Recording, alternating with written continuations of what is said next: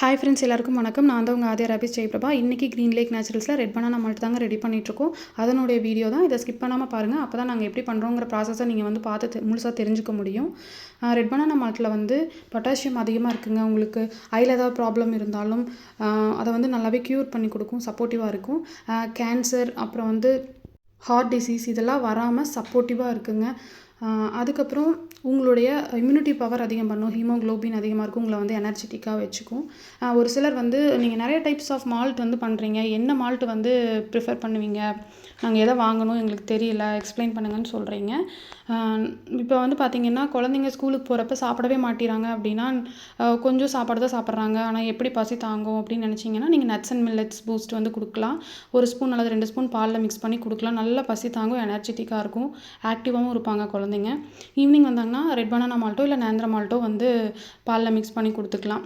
ஏதோ ஒரு 2 மால்ட் வாங்கி வச்சுக்கிட்டிங்கன்னா போதும்.